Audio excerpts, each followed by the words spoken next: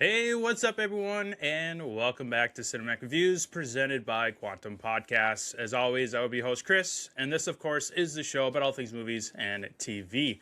Well, we're going to finally talk about the Mandalorian and Grogu movie today. It's a big Star Wars themed episode, as you can tell by my hat and my whole attire. We're going to get nerdy with Star Wars today. We'll also jump into a couple of reactions for two series that have come out, Spider Noir, and the season, not just the season finale, but the series finale of Euphoria, HBO Max's big show to come in recent years. And then Spider Noir, of course, hopped onto Amazon Prime recently, one of the newest Spider-Man projects starring Nick Cage, reprising his role as Spider Noir or Ben Reilly, whichever one you prefer. Before we get into all that, though, a couple of reminders at the top of the episode. You can watch the show every week at youtube.com/thecinematicreviews. You can also check out the audio version on whichever platform you deem worthy. We are around the world, so you can find the show on there. Just search for Cinematic Reviews. Also, search for the show on social media, Facebook, X, Instagram, and TikTok. We are all over that as well, so just search for Cinematic Reviews. Hit the follow button and check out all the graphics and news updates and everything that I post on there. Also, check out the official website of the show, cinematic-reviews.com. You can set up a profile, and you can rate movies like I do with that ultimate popcorn rating scale. You can test your knowledge out with some trivia games on movies and TVs. You can check out the rankings that I do. You can make your own rankings as well if you are a ranking nerd like I am, like the Star Wars franchise, which we'll talk about where the Mandalorian and Grogu land on in that ranking list. So much more stuff to do on there and more coming as well, so check out all that. With that, let's head over to news and reactions for Spider Noir and Euphoria.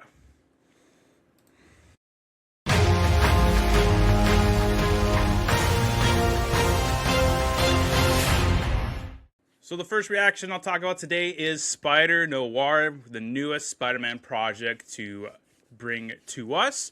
This is streaming on Prime Video right now, which is very interesting that this was on Prime Video since it is a Sony property. They must have gotten away with just calling it Spider Noir, or as they refer to him in the show, the Spider. So a little bit of a sneaky there, but I was really surprised to see that this was a Prime original since it was owned. The Spider-Man property is still owned by Sony. It stars Nicolas Cage reprising his role as Ben Reilly, aka the Spider. Probably last saw him in the Spider-Verse franchise in those two movies. Third one is coming up next year. But Nick Cage is reprising the role in live action, both in color and black and white. He really fought to have both versions released so that fans can experience it in all different styles. It also brings in some new characters. Robbie Robertson, who is a reporter at the Daily Bugle, so that's kind of the tie-in there with the Daily Bugle is through Robbie. We have Kat, Janet, and then we have the villains of the series, Tombstone, Sandman, Silverman, and Megawatt, who I first thought was going to be Electro, but then they named him Megawatt. They must be trying not to confuse people with the Jamie Foxx Electro in this vast Spider-Verse, so they ended up going with Megawatt. I think having Electro in here would have been just fine. I had to really research who Megawatt was. Villain that I'm not too familiar with, but Tombstone, I'm pretty familiar with. He will be, I'm sure he'll show up again at some point in the Tom Holland universe. Maybe he'll even show up in the Spider-Verse franchise. Sandman, we're all familiar with Flint Marko. You know, Thomas Hayden Church played him in the Tobey Maguire franchise. And now we are getting another iteration through Nick Cage's world. And then Brendan Gleeson, awesome actor, is playing Silverman, who's kind of this big mob boss, kingpin-like figure in this spider world, set in the 1930s New York, so around Prohibition era. It is Ben Reilly is a seasoned and down on his luck private investigator.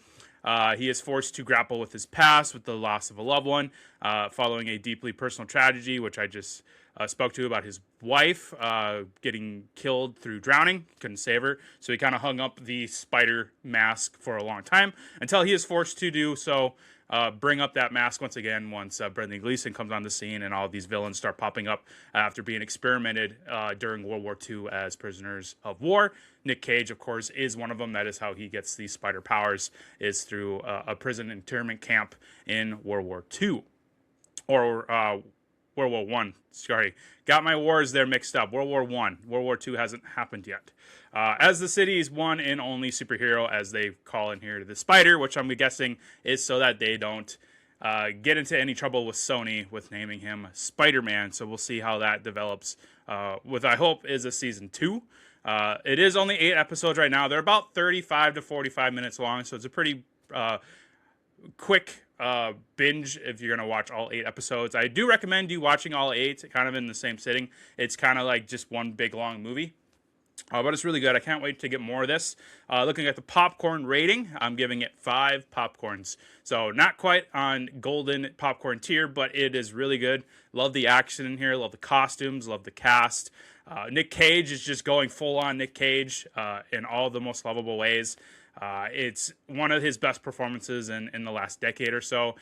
He's fantastic as Ben Reilly, and I can't wait to see more of him as the Spider. So check out Spider Noir right now on Prime Video. All 8 episodes are available, which was kind of interesting that they just dropped all 8 at once. They didn't do what they normally do with their shows like Fallout and The Boys, where they do it every week. That's what I was expecting them to do.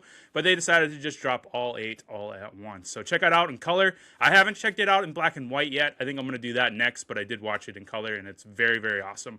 Love the action, love the costumes, love the characters. Really great show. So check out Spider Noir on Prime Video. Next up, we're going to talk about a show that's been in our lives for a few years now, and that is Euphoria, Zendaya's big role within the last, few years, other than, MJ in the Spider-Man universe. She's in the Dune franchise. She's all over the place.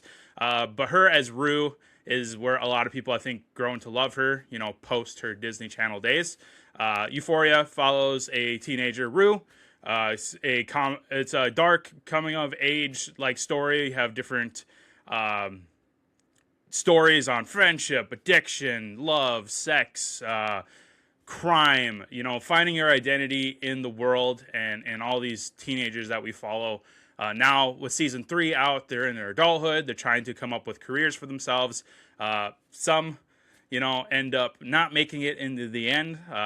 Rest in peace to Mr. Nate and to Rue, who do not make it out of the show alive. But we do get kind of an update on some of these characters in season 3, like Jules.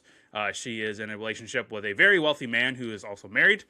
We have Lexi, who is working in Hollywood as a writer / assistant / producer. You have Maddie, who is trying to become this big time Hollywood agent, who then eventually starts representing Cassie as she goes into OnlyFans. Speaking of OnlyFans, that is Sydney Sweeney. Her character Cassie's big thing in season 3 is her career on OnlyFans. And then now, if you haven't been aware of the big war between Hollywood and actual OnlyFans creators, arguing that the portrayal of OnlyFans in this show is not accurate to what they do. Spoiler, everyone, fun fact, if you don't know this, Euphoria is 100% accurate on what that site is. It is a site where many things can happen on there. For little kid ears that end up maybe watching this episode today, I will not dive into the details of what OnlyFans is. But Euphoria is a honest, authentic representation of what OnlyFans is. The Cassie character is what a lot of the content creators are on that site. They are doing different things to earn a living, whether it's custom packages or, personal requested content from the fans.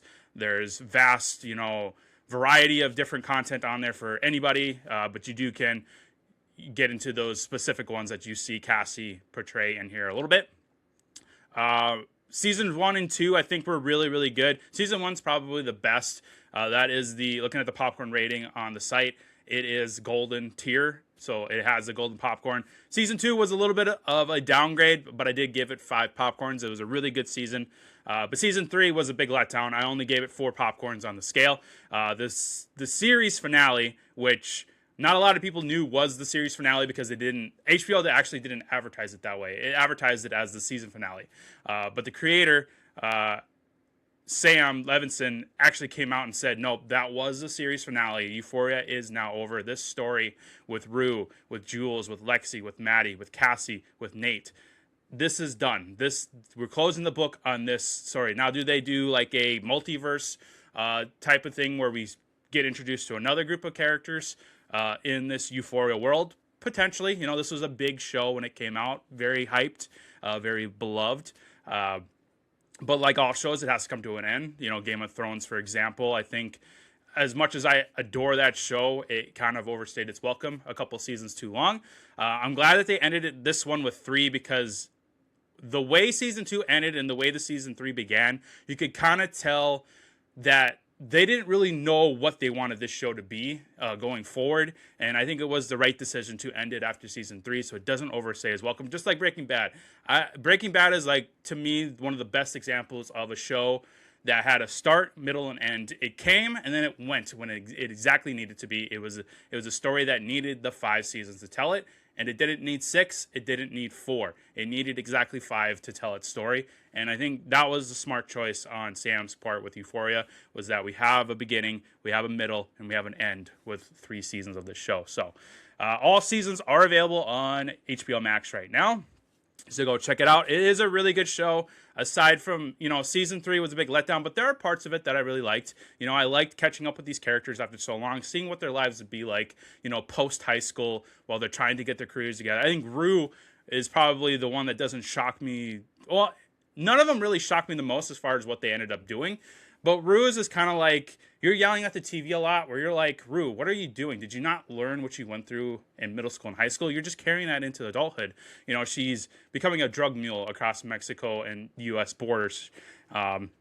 She's getting into prostitution, into, armed robbery, and just a bunch of chaos. She ends up getting caught by the FBI and becoming an informant and trying to, protect her life, but also the lives of her family, her sister and her mother, who end up getting threatened by Alamo. Looking at the season finale specifically, the only really entertaining part for me for that finale was when Alamo's club got shot up by Rue's sponsor, Ali Muhammad. Played by Coleman Domingo, who we talked about a lot in the Michael review episode. He played Mr. Jackson, Michael's dad, in that movie. He has been playing Ali Muhammad in here, who is Rue's sponsor, since I think he got introduced in season 1. I haven't seen season 1 and 2 in a while, but we've known about Coleman Domingo's character for a while. That part where he's dressed up in army military uniform, acting like a vet coming home from war, just trying to release some tension in the club, ends up having a sawed-off shotgun and just going John Wick on everybody's asses in Alamo Strip Club. I think that was probably the best part of season 3, and definitely the best part of the series finale. Everything else was just kind of way into the weeds, wacky, and just weird, and just out of left field from what season 1 and 2 was. Season 3 is a very, very different show than what the first 2 seasons were. And like I said, I think it's due to the fact that they didn't really know what this show was going to be. Were they going to continue it into season 4? Was it going to need to be ended after season 3? So it's just kind of a unfortunate event that it just wasn't as great as I think it could have been. There's definitely aspects of it that could have been really cool, like Cassie joining OnlyFans, or having that desire to be an actress or a model or whatever. You saw those aspects of her in high school, so that doesn't surprise me as well. The whole thing with Nate kind of came out of nowhere, where he was starting his own business, but it turns out that he owed a bunch of money for starting that business. Like, I get it that his dad is a real piece of shit, but his dad was a business owner. You would think somebody like Nate would have gone to like college and got a degree and then would have started. But right off the bat, he's just getting money given to him by mobsters and just came out of left field. He ends up getting beat to shit on his wedding night. He gets thrown into a literal hole and killed by a snake nonetheless. But his ending really surprised me. Jules, not really surprising either. She's kind of had this rambunctious, wild nature to her, where she's just all over the place. With Jules being with that, wealthy man that's married, has kids. Not surprising there. Lexi, you saw that in the I think it was season 2 with the play, you knew she was going to end up somewhere in Hollywood as a writer or producer or whatever it is. And then Maddie, wasn't really sure what Maddie would become, with the first 2 seasons. Now, she's kind of built into the content world. She is more of a creator agent, looking for talent, representing them, making money that way. And Rue, like I said, not really surprising at all with what she had been dealing with in middle school and high school. It just kind of went way out of control and just out of her reach, and just became the death of her, unfortunately. So, but check out Euphoria on HBO. Really like the show. Unfortunate that season 3 wasn't what it could have been, but we still get an ending to this story that we've known for many, many years. It came out back in 2019. So, but we have 3 seasons to kind of dive into and get you to know these characters and watch them grow up. So check out Euphoria today on HBO Max. All right, let's take a quick break, and then we'll get into our featured film today, The Mandalorian and Grogu. This episode is brought to you by Dubby Energy. Still drinking energy that quits before you do? Stop crashing, stop shaking, and start performing. Meet Dubby Energy, clean energy made for gamers, creators, and anyone who refuses to slow down. With 0 sugar, no jitters, and no crash, Dubby keeps you locked in whether you're grinding ranked, streaming for hours, or pushing through those late nights. There's no crash, no fade, just gas. Drink different, perform better. Grab Dubby Energy and use code Cinematic10 to get 10% off your order today.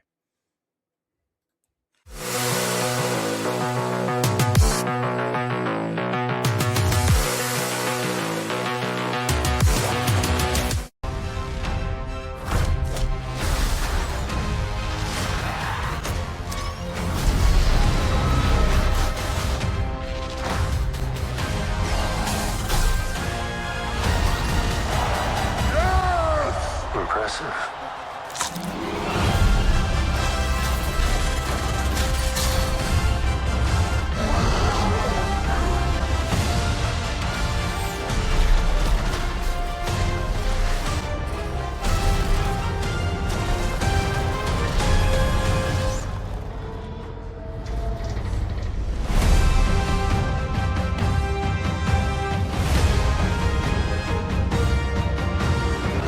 So The Mandalorian and Grogu came out on May 22nd, 2026. Unfortunately, it didn't come out on May 4th, but it probably wasn't ready then. But we have it nonetheless. It'll probably end up on Disney Plus at some point. I can't wait to own this movie. It was really, really awesome. Add this to the Star Wars collection for sure. Looking at the budget, it's about $165 million for the budget of this movie. And so far, worldwide, it has grossed, let me see here, $251 million. So it's all profit from this point. They marketed the crap out of it. So I'm sure they have to at least hit 450 million to be actually profitable. But if the budget was only 165, it's looking really good for just a couple of weeks in the theater at 251 million. So we'll see what it ends up being once it has concluded its theatrical run.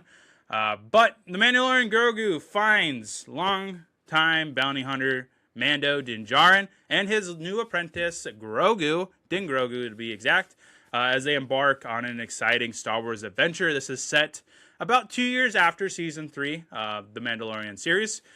So they have been recruited to hunt down Rudda Hutt, the son of Jabba the Hutt. He has been hired by the twins, who are the overseers of the Jabba Empire right now, since Rhoda didn't really want it. He wanted to go off to his own thing. He didn't want to be labeled as his father. So the twins, who we saw in the Book of Boba Fett show on Disney Plus, they have control over most of Jabba's empire. So they have hired Mando to rescue him, since he was supposedly kidnapped. But it sounds like he wanted nothing to do with them, and the twins actually want him dead so that they have full claim to Jabba's throne. So that kind of pits Mando in a tough situation where he has this job, but he also doesn't want to kill this innocent kid, played by Jeremy Allen White, who you can't really tell right at first is him, because they really deepened his voice to make him sound like a Hutt. But there is a little tint of Jeremy Allen White in there, but he did a really fantastic job. I really liked his performance in here, even though it was just vocal, really exciting to see more of Rhoda the Hutt.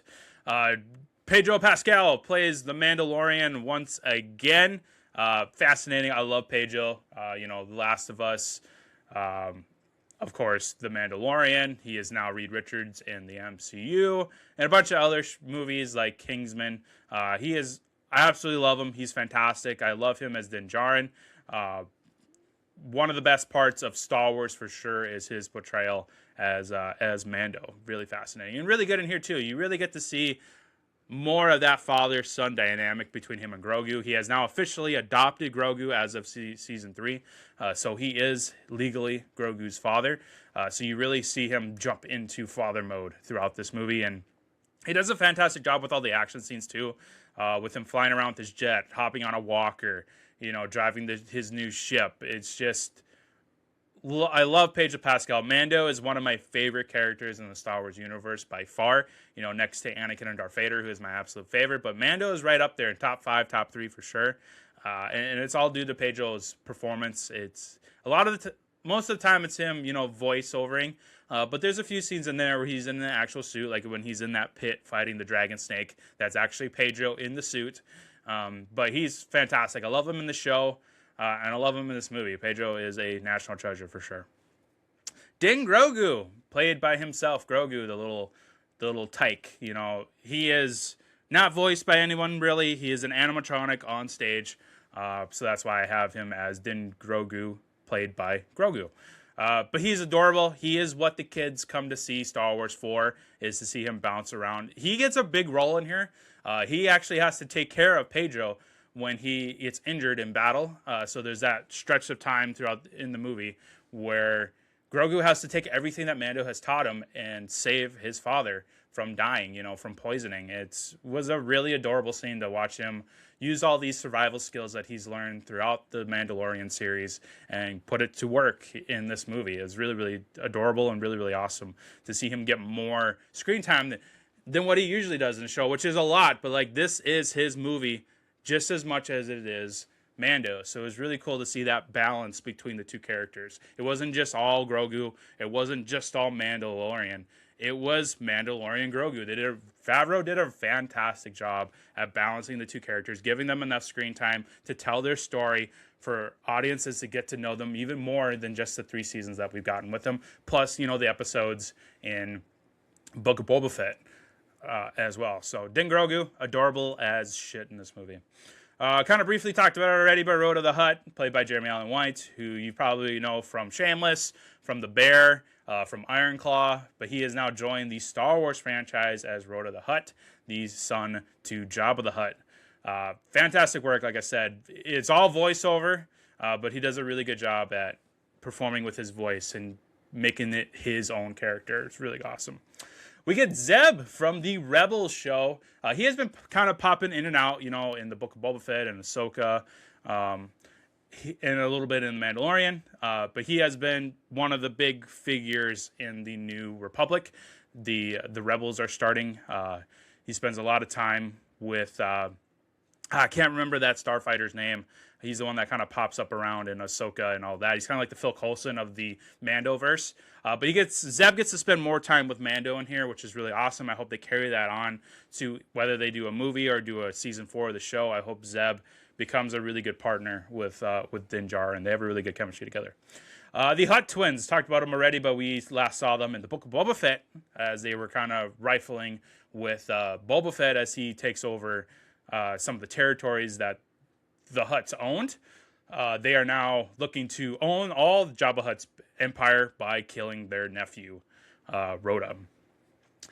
And then Sigourney Weaver joins the Star Wars franchise. She is in so many franchises. I think I have a fun fact about her in here somewhere. But she is like the sci-fi queen. So it was only a matter of time before she joined Star Wars as Colonel Ward, one of the top ranking officers in this new republic that they have built post the Empire. But she's great in here. She's only in a few scenes, but we get to see her fly a starfighter, an X-Wing to be exact, and she basically hires Mando on this jobs and all the jobs that he does. I hope we get to see her again. She was really good in here. Couple of notes here, and then we'll get into all the categories today. long story short, this is pretty much just an extended episode of the Disney Plus series, honestly. But it's a really good extended episode. Like, if they would have just made this into a season 4, would have been great. Uh, but doing it as a less than 2 hour movie was really good too as well. But that's the vibe that I got was just an extended episode of the Disney Plus series, which is totally fine. It's serviceable. It's not better than any of the episodes of The Mandalorian, unfortunately, but it is just an extended episode of the series. I did get a lot of Return of the Jedi vibes, though, and I gotta imagine Favreau did that on purpose, just because it is, post Return of the Jedi, The Mandalorian, so to speak. I believe it's like 8 years after, so this would be 10 years after The Return of the Jedi. The Twins Palace, Anal Hutta, very reminiscent of Jabba's palace on Tatooine in Return of the Jedi. You had the huts at the very beginning. You had, in Return of the Jedi, you had Han Solo on display, where you had Rhoda the Hutt on display, handcuffed as well. You had Mando come in with handcuffs, and then you had also Luke come in and seeing Han captured on display as well. So it's a lot of Return of the Jedi vibes. Grogu's mud hut, where he throws Mando in, very reminiscent of Yoda's house on Dagobah in Return of the Jedi and Empire Strikes Back. I love that scene, and my theater lost its shit during this scene where he builds the hut, and he's got to use the Force to push Mando into the hut to protect him from, the weather and things like that. But he didn't make it long enough, so then you just hear a clink sound when the helmet hits the tree branch or the end of it, and his feet are sticking out. So then Grogu's like, okay, maybe I didn't go far enough. There's a few seconds where you just hear clink, clink, clink, clink, and he's just banging Mando's head against the other side of the hut because he didn't make it long enough. My theater lost its shit during that scene. It was so adorable and so funny. And then the last one I can do is the Mando fighting the dragon snake in the pit. I mean, this was practically almost shot for shot when Luke was fighting the Rancor in the pit at Jabba's palace. So just the 4 big things that I noticed on the Return of the Jedi vibes. But this was a big homage to Return of the Jedi for sure. And then lastly, what is the future of The Mandalorian? Is it going to be a season 4? Is it going to be another movie? Honestly, I don't think Disney know what they want to do with Star Wars at this point. They have Ahsoka season 2 coming out next year, which came out of left field. Like, we weren't really sure as fans if we were going to get a season 2 or not. There wasn't really any much talk about a season 2 of Ahsoka. A lot of fans want season 2 of Boba Fett to kind of catch up with him. Do they decide to just do a season 4? I guess it depends on if this movie performs well enough in theaters. Do they keep just pumping out a Mandalorian movie every time? Or do they go back to the series version of it and just throw it on Disney Plus? I think the Star Wars department at Disney has a lot to figure out. We do have Ryan Gosling's movie Starfighter coming out next May. We'll see how that movie performs too, as it is now the newest project in the timeline. This is post the Rey trilogy. So we're going to see where Star Wars is headed next year. But me personally, I think I would much rather go back to the season format, where you get, an episode every week. You're like, okay, what kind of hijinks is Mando and Grogu going to get into this week? Versus a movie that'll come out maybe every 2 or 3 years and just have 2 hours of Mandalorian and Grogu. I would much rather just have a new series every couple of years and, 8 episodes, 8 weeks of what hijinks is Grogu and Mando going to get into this week. That was part of the lovable vibe of the show, was this, monster hunt of the week or this bounty of the week.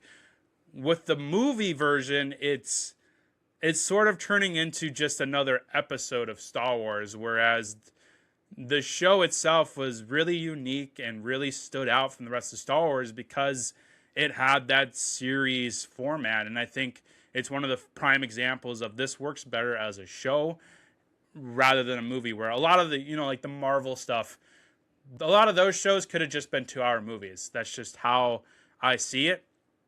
The Mandalorian show is an example of this needs to be a show, because of the story they're telling and because of the format and the vibe that they're giving off. You know, they want you to tune in every week to see what kind of hijinks Mando and Grogu are going to get into. So I would prefer a season 4, season 5, season 6 of Mandalorian versus another movie every 2 to 3 years. You know, this is my opinion.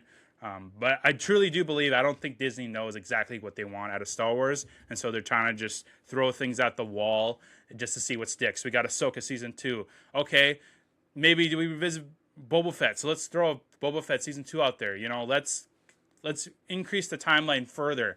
Let's throw a Ryan Gosling movie out there about starfighters, because everybody loves starfighters, right? But let's make it post-Rey so we can kind of test the waters to see what a post-Rey trilogy would look like. And then, you know, we've had 3 seasons of Mandalorian. Well, let's make it a movie. Let's just throw a movie out there, test the waters. And I think Disney is just kind of testing the waters right now to see where fans are and what they respond to in this franchise. So they don't really know what's going on. Marvel did that for a while, you know, with all the shows that they were throwing out there, random movies. I think now Marvel's kind of got a hold on what they want. Less shows, better quality. So I think Star Wars needs to kind of do the same thing, is kind of figure out what fans want, what stories they want to tell, and really decide, is this a show, is this a movie, and just go from there. So Disney's got a lot to figure out with Star Wars, but I still really like the Mandalorian Grogu movie. Like I said, though, it's just an extended episode. You know, you could have just made, this could have just been season 4 as they traveled to hunt for Rhoda and save him, but they decided to take the season 4 and just make it into a 2-hour movie, which I'm sure Favreau has his reasons for. I know he's been that's like the number one question he gets asked in interviews with promoting this movie. But me personally, I think they should go back to the season format and just go back to that bounty of the week, hijinks of the week, and just something to look forward to every week from Star Wars. Since this is a new release, let's talk about some potential iconic scenes from the movie. Now, as a reminder, when I mean iconic scenes, these are scenes that pop up to your brain when you hear the title, The Mandalorian and Grogu. So we have a couple of choices here, and then I will let you know which I think will be the most iconic. We have Mando and Grogu using the walker to take down AT-ATs, which is awesome. Big set piece, big action set piece to kind of set the tone of the movie. Love it when they take over the last AT-AT, and Mando's trying to like sabotage it. And Grogu notices all the bombs that are going off, and he hears the clink, clink, clink, clink, clink of the timer going off, and he's sitting there banging on the helmet of Mando, like, hey, Dad, let's go. You know, he looks over, and he goes, hey, we got to get out of here, Dad. And it's just freaking out. It's so adorable, and their relationship together is so good. But it's really good action, too, with Mando controlling the walker, going underneath, taking him out from the legs, just like we saw in Empire Strikes Back on the Hoth planet. So some Empire Strikes Back vibes, too, from when they took down the AT-ATs. But a really good action set piece to kind of set the tone of the movie. Then we have Rhoda and Mando fighting monsters in the arena. This is very reminiscent of Attack of the Clones when Anakin, Obi-Wan, and Padme have to fight off those monsters in the arena on where Count Dooku was. Again, I got to imagine they kind of took that idea, brought it over here. Really cool action choreography from Mando, and for Rhoda, where he's just body slamming these guys. He's got the 2 axes, he's cutting them up. They're using gadgets. They end up using the fence to their advantage, but it was a really cool action set piece. Then we have Zeb and Mando fighting stormtroopers when they go to that kind of hideout where the Empire general is hiding out at, that supposedly kidnapped Rhoda the Hutt. Really cool to see stormtroopers again. You know, there's some reminiscence of the Empire still around, people that believe the Empire will return. But it's just really cool just to see them beat the shit out of stormtroopers, on how shitty the stormtroopers' aim is, and just taking them down is really, really cool. And then you have Grogu using the Force to put Mando in the mud house, which I brought up already. That was an adorable scene where he's just hitting his head on the back of the hut because he didn't make it long enough. And then Mando fighting the dragon snake was really cool. This thing is massive. Like, it's amazing that Mando came out of this alive. Of course, he did have some help, but it really shows the tenacity and the determination from Mando that he has to get to his kid. He has to beat this giant-ass monster to save his son. The most iconic to me, it's probably going to be Grogu using the Force to put Mando in the Mud House. Like, that's just so funny, so adorable. It just sticks into your mind. You're always going to think of him hitting Mando's head, hearing that sound of the Beskar banging up against the Mud House. It's one of the best. I think runner-up would probably be Mando fighting the Dragon Snake. Just seeing Pedro's face react to this big snake monster coming out of the water. Really, really, and it's a really cool shot too. You can find it online for sure and just make a poster out of it. It's a really cool shot. But I'd have to say Grogu using the Force to put Mando in the Mud House is probably going to be the most iconic because it's so funny and so adorable. Some favorite quotes here, and then we'll dive into some fun facts to wrap it all up. This one from the Baboop, I think it was what his name is. Those little guys, those little engineers. He goes, "Big pipe, huh?" As they're going through the tunnel to save Mando. Grogu's kind of scared, he's looking at the pipe, and then that's where he says, "Big pipe, huh?" The theater I was in lost their shit too in that line. It's just so funny. Then these last ones are from Mando himself. "The old protect the young, and the young protect the old. This is the way," as represented in here, where Mando's always, saving and protecting Grogu. Well, now Grogu's forced to protect his dad after he gets poisoned. "I could bring you in warm, or I could bring you in cold." One of the most iconic lines that Mando has said in the series. And then "the kid will live centuries beyond me. I won't always be around to protect him." Kind of letting fans know that, hey, Grogu's been here a long time. He's going to be here a long time. Eventually, I'm going to die, and he's going to have to be able to do this on his own. So the thought of Grogu on his own is just really, really shocking as a fan. But that's the reality of things. Like, eventually, Mando is going to die. And Grogu will be forced to protect himself or others if he ends up, becoming like a full-fledged Mandalorian / Jedi. Couple of fun facts here, and then we'll get into all the rankings to wrap things up today. The creatures in the gladiatorial scene are all full-size versions of those from the Dejarket chess game seen aboard the Millennium Falcon in A New Hope. So that's kind of where your A New Hope tie-in comes in. So Favreau loves to tie in the original trilogy into this show. So that's kind of the tie-in there for A New Hope. By her own admission, Sigourney Weaver joined the cast of this film because she really wanted to act on screen with Grogu. I don't know if you've seen that famous clip of her at the awards where I believe it's Kate Hudson is kind of playing with Grogu, and Sigourney Weaver, while she's on stage, stops dead center of what she was saying and says, "Get away from him, you bitch."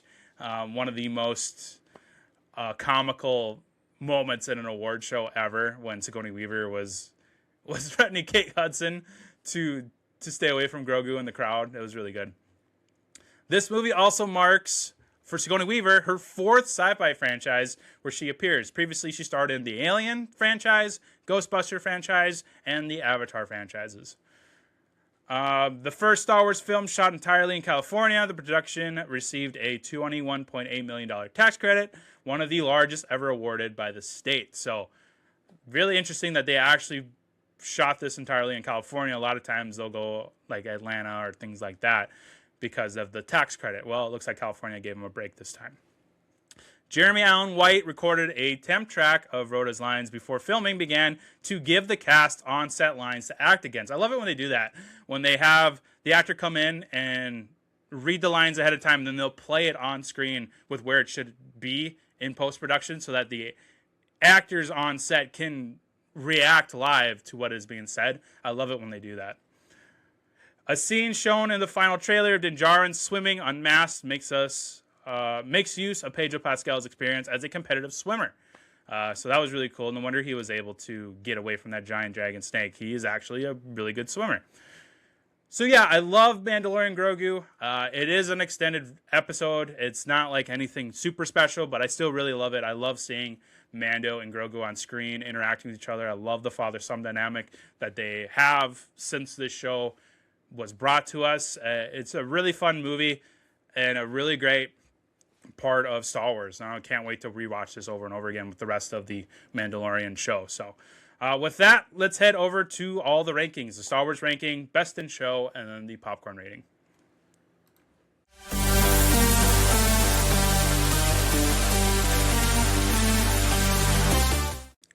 So I'm going to pull up the Star Wars ranking list on the Cinematic Reviews website. Again, a reminder, you can go ahead and set up a profile on the website and you can rank the Star Wars franchise like I did. So The Mandalorian and Grogu. This was a little tough on where to put this. I put it at number 8. So we're going to read through I'm just going to read through this list here. It's only like 20 projects. Star Wars The Mandalorian at number 1. Empire Strikes Back at number 2. Rogue One at number 3. The Clone Wars series at number 4. The Maul Show at number 5. Star Wars Rebels at number 6. Revenge of the Sith at number 7. Number 8, this is where I put The Mandalorian and Grogu.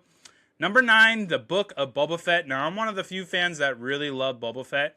I know a lot of people are like, it's just another Mandalorian episode. You know, half of it's Mandalorian and Grogu. It's not Book of Boba Fett. I really like it. And I know I'm in the minority there with Star Wars fans.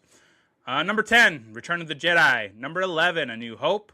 Number 12 is the Ahsoka series. 13, Obi-Wan Kenobi series. Now, again, I'm in the minority. I really did enjoy the Obi-Wan Kenobi. Yes, I know I'm a little biased because Darth Vader, Hayden Christensen came back, plays a huge part in it.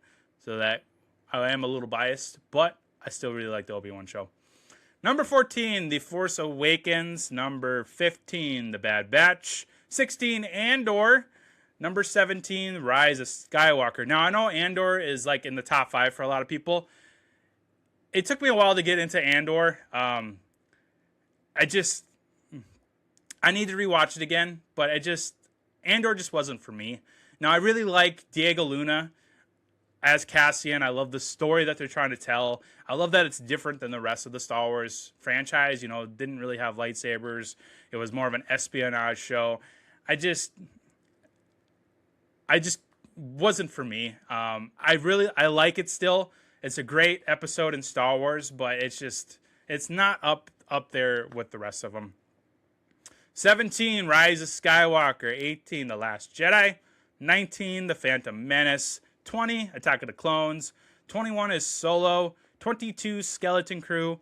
And last, 23, The Acolyte, which I absolutely did not like. There was one part in that show that I liked, and that was the big lightsaber battle between the Jedis and the antagonists in there. See, I can't even remember any names. I blacked out that entire show from my brain.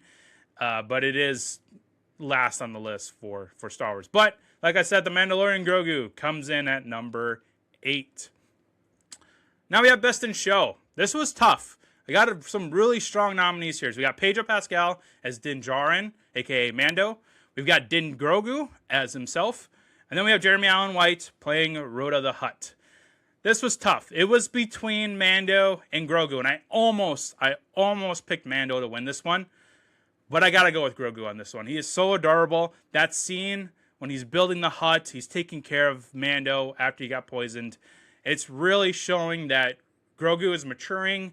He's learning stuff. Like, he's starting to learn how to fly.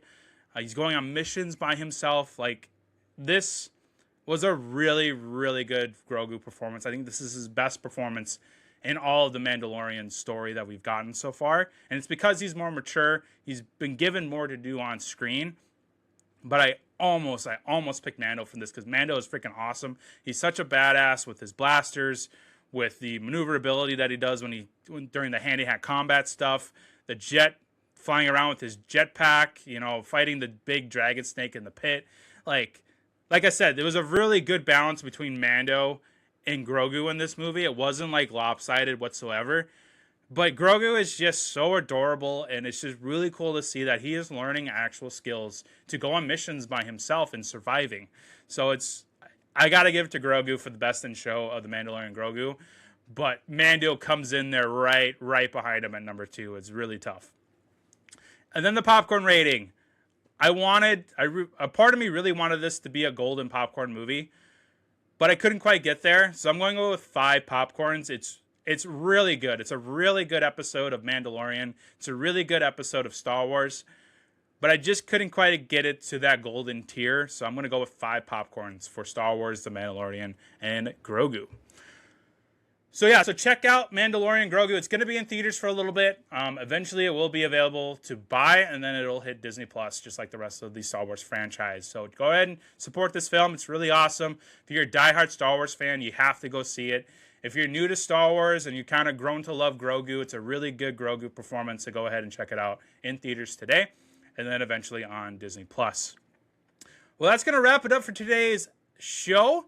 Coming up next, we're going to look into the Eternals movie as we continue through our marathon of the Marvel Cinematic Universe in preparation for Doomsday, which is, we're halfway through 2026, so we're almost there, guys. We're about 6 months away from Doomsday. We finally get to see Robert Downey Jr. as Dr. Doom.